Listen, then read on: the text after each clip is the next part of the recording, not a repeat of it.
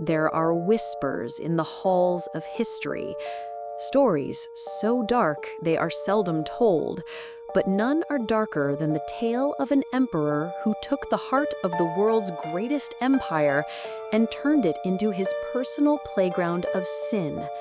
An emperor who didn't just rule Rome, but sought to corrupt its very soul from the inside out, beginning with the gilded halls of his own palace.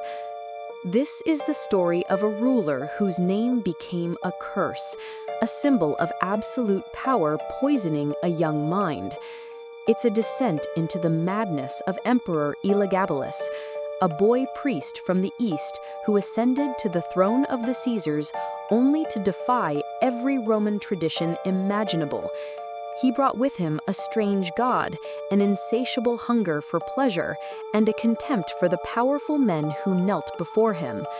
The Roman elite thought they could control him, use him as a puppet.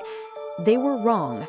They had no idea that their new emperor was about to force them to their knees, not in loyalty, but in the most profound humiliation the city had ever witnessed. This wasn't just a reign of bad policies, it was a psychological war waged on the morality of an entire empire, culminating in a secret so vile it was almost erased from history forever. In the early 3rd century, the Roman Empire was a wounded giant. The revered Severan dynasty was teetering on the edge of chaos. The brutal emperor Caracalla had been assassinated, and his successor, Macrinus, was a pretender who held the throne with a trembling hand. The legions were restless, loyal not to the man in the palace, but to the memory of the dynasty he had replaced. Far away in the Syrian province, a plot was brewing. It was orchestrated by a woman of immense ambition and political cunning, Julia Maesa. She was Caracalla's aunt, and she saw an opportunity to restore her family to power. Her chosen instrument was her own grandson, a beautiful 14-year-old boy named Varius Avitanus Bassianus. But this was no ordinary boy. He was the hereditary high priest of Elagabalus, a mysterious and powerful sun god worshipped in the city of Emesa. From a young age, he was surrounded by exotic rituals, intoxicating incense, and the hypnotic chants of Eastern mysticism. He danced in vibrant silk robes, his eyes lined with kohl, a living idol for a deity unknown to the Romans. Julia Maesa knew that Roman soldiers were deeply superstitious, so she started a rumor, a brilliant, calculated lie. She claimed that this boy priest was not her grandson, but the illegitimate son of the murdered and much-loved Caracalla. The soldiers, desperate for a true heir, believed her. They flocked to his banner, their swords pledged to the charismatic, divine-looking child they now called Elagabalus, after his god. The forces of the pretender Macrinus were defeated, and the path to Rome was clear. The Senate, with no choice but to accept the verdict of the army, officially recognized the teenager as their new emperor. They waited with bated breath for the arrival of their savior, the supposed son of Caracalla, who would restore order and Roman virtue. What arrived instead was a cultural earthquake. Elagabalus entered the city not in the traditional purple toga of an emperor, but in the flowing silks of a Syrian priest. He was adorned with jewels, his face painted, his demeanor more that of a foreign deity than a Roman ruler. He brought with him the symbol of his god, a large, black, conical stone which he declared would now be the supreme deity of Rome, replacing Jupiter himself. The Senate was horrified. This wasn't just a breach of protocol, it was sacrilege. For centuries, Jupiter Optimus Maximus had been the protector of their state, the king of their gods. To see him cast aside for a strange rock from a distant land was an unforgivable insult. But this was only the beginning. Elagabalus's idea of ruling had nothing to do with military campaigns, legal reforms, or infrastructure. His sole focus was on his god, and the pursuit of a pleasure so extreme It bordered on self-destruction. He staged bizarre religious ceremonies, forcing the most powerful senators in Rome to participate in ecstatic dances and rituals they found deeply humiliating. He attempted to marry his stone god to Pallas Athena, a revered Roman goddess, and when that plan was thwarted, he chose a Phoenician deity instead, celebrating the divine wedding with a festival that bled the imperial treasury dry. His personal life was even more scandalous. In just 4 years, he took 5 wives. One of them, Aquilia Severa, was a Vestal virgin. In Rome, this was an unimaginable crime. The Vestals were sworn to 30 years of celibacy, their purity directly linked to the safety and security of the entire empire. For a Vestal to break her vow was a capital offense, typically punishable by being buried alive. For the emperor himself to orchestrate this defilement was seen as a direct assault on the gods and the Roman way of life. When questioned, Elagabalus simply stated that a holy man like himself and a holy woman like her were destined to produce god-like children. The excuse fell on deaf ears. Fear began to curdle into hatred. The emperor's days were a whirlwind of excess. His banquets were legendary for their absurdity. Guests were served delicacies like camel heels and parrot tongues. In one infamous event, he released a shower of so many rose petals from the ceiling that several guests reportedly suffocated, their deaths serving as nothing more than a decadent piece of party entertainment. He assigned his lovers and favorites to the highest offices of state. His chariot master became the head of the city guard. His barber was put in charge of the grain supply. His most favored lover, a Greek slave named Hierocles, was treated as the emperor's husband.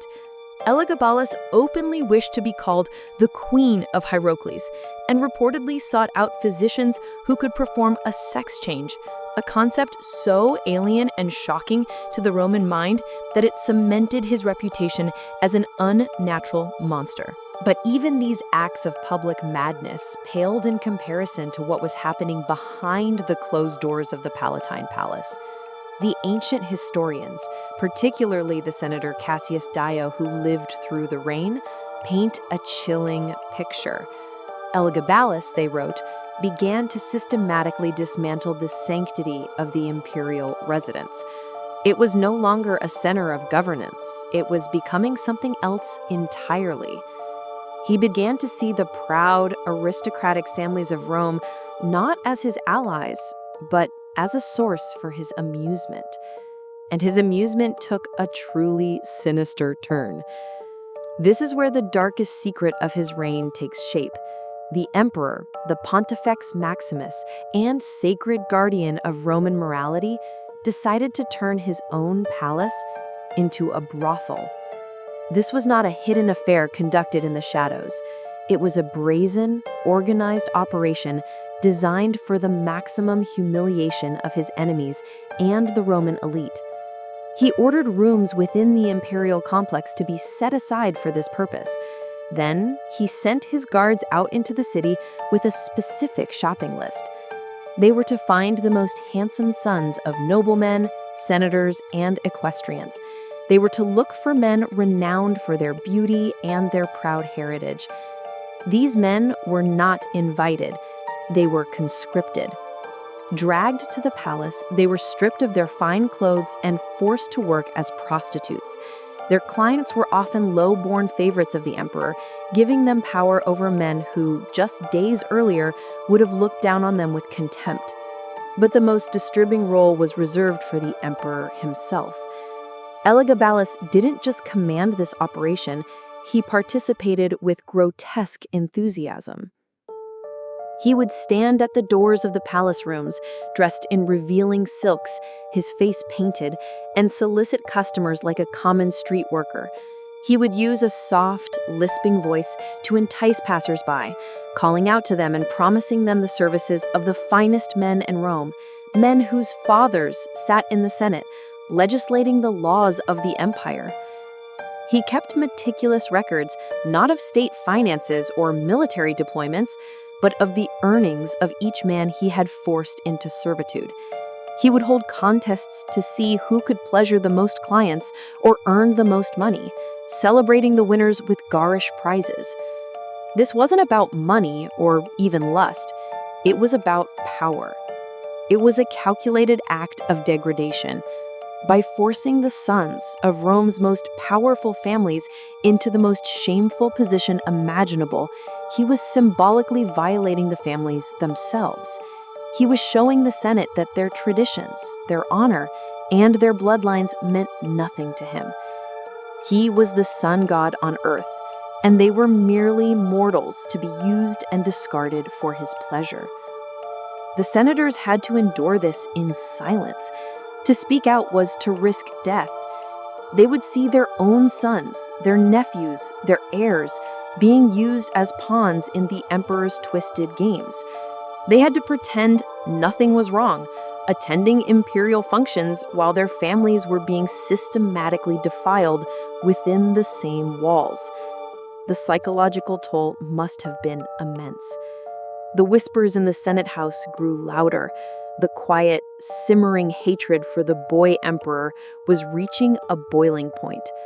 The very foundations of Roman society, family, honor, and piety, were being eroded not by a foreign enemy, but by the man who was supposed to be their ultimate protector. The architect of Elagabalus's rise, his own grandmother, Julia Maesa, now watched in horror. She was a shrewd political operator who had intended for her grandson to be a pliable figurehead. Instead, he had become a liability of catastrophic proportions. His behavior wasn't just eccentric, it was suicidal. He was alienating every faction of power in Rome, the Senate with his sacrilege, the people with his wastefulness, and, most importantly, the army. The soldiers, who had once hailed him as the son of Caracalla, were now disgusted. They were warriors, men of discipline and Roman grit. They looked at their emperor, a self-proclaimed queen who spent his days playing brothel keeper, and they felt shame. Julia Maesa knew that if the family was to survive, Elagabalus had to be replaced. She had another grandson, a cousin of the emperor named Alexander Severus. Alexander was the complete opposite of Elagabalus. He was quiet, respectable, and showed an interest in traditional Roman pursuits. He was the perfect antidote to the emperor's poison. Maesa began a careful and deliberate campaign to promote Alexander. She persuaded Elagabalus to formally adopt his cousin as his heir, arguing it would free him up to focus on his religious duties. Blinded by his own ego, Elagabalus agreed. Suddenly, Alexander was everywhere. He was presented to the troops, who immediately took a liking to his modest and serious demeanor. He was praised in the Senate. The people of Rome began to see him as a symbol of hope, a return to sanity. Elagabalus quickly realized his mistake.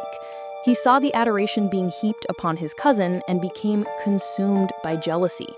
He understood, perhaps for the first time, that he was losing his grip on power. He tried to reverse his decision, stripping Alexander of his titles and spreading rumors that his cousin was dying to test the loyalty of the Praetorian Guard. The plan backfired spectacularly. The Praetorians, the elite soldiers who served as the emperor's bodyguards, were fiercely protective of Alexander.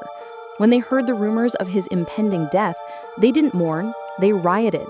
They demanded to see both Elagabalus and Alexander at their camp to prove that the young heir was safe. With no other choice, the emperor had to comply. On a fateful day in March of the year 222, Elagabalus and his mother, Julia Soaemias, rode to the Praetorian camp with Alexander by their side. The scene at the camp was the final act of the tragedy.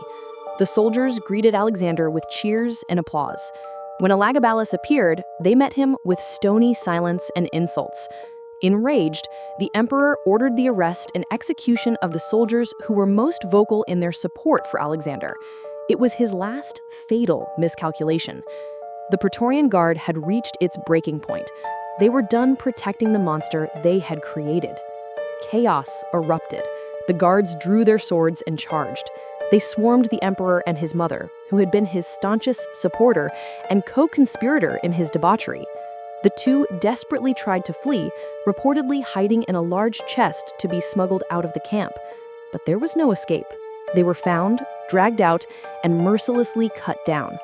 The soldiers' rage was not satisfied with their deaths. They wanted to erase the stain of his reign from the city itself. They mutilated the bodies of the 18-year-old emperor and his mother. They dragged them through the streets of Rome, a horrific spectacle for the very citizens who had suffered under his tyranny. The crowd that had once watched his lavish parades now watched his final, undignified journey. They tried to stuff his body down a sewer, but it was too large, so they took him to the Tiber River, the final resting place for criminals and the unwanted, and hurled his remains into the murky water. The message was clear. He was filth, to be washed away from the city forever. Immediately following his death, the Senate invoked damnatio memoriae, the damnation of memory. His name was officially struck from all public records. His statues were torn down, his religious edicts were reversed. Rome tried to forget Elagabalus ever existed, but they couldn't.